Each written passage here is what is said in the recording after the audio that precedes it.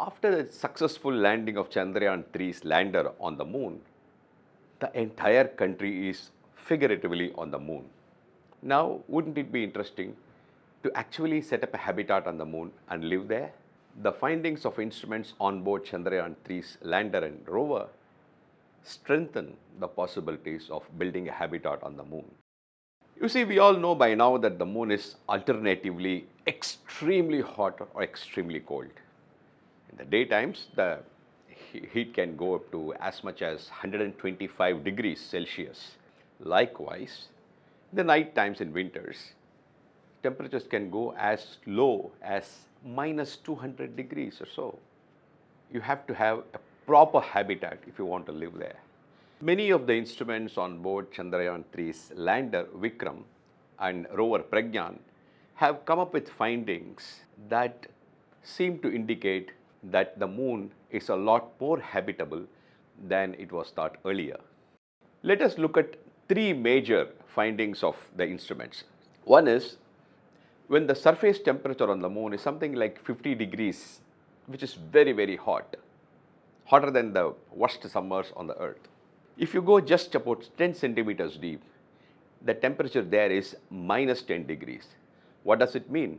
It means that the lunar regolith, that is the topsoil, the fluff and the top layer are a very good insulator.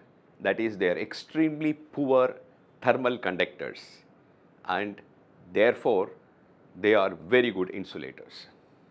The second one is that the lunar soil contains several minerals which are useful: calcium, titanium, iron, and so on, many others. But there was one significant finding. It has a lot of ilmenite. Now, what is ilmenite? It is a compound of iron, titanium, and oxygen. The third finding, the near lunar surface, that is the area just above the lunar surface, has very thin amount of plasma. Plasma, as we know, is a kind of a state of matter where the electrons are ripped off their protons and they are simply floating around as particles. Now, why do these three support the notion that it is easier to build a habitat on the moon? Just imagine if you want to build a living place, sort of a building where people can live in comfortably. It has to be properly protected against the heat and the cold.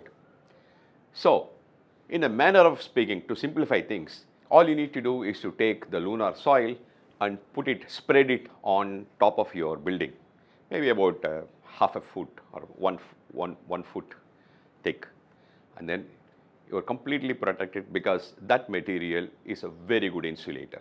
Actually, scientists have theorized this before, scientists have known about this before, written papers about this, but what the lander instrument has done is to provide physical proof for this. So that is a very good point.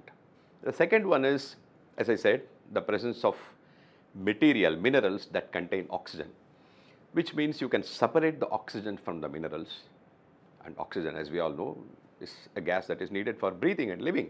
We all now know that the southern polar region of the moon has large swathes of ice. Now, we don't necessarily have to build a habitat near the ice source. It's water ice, by the way, that is ice formed of water. We need water, as we all know, for drinking purpose, and also water, you can split water into hydrogen and oxygen. Oxygen is needed for breathing, and hydrogen is a good fuel.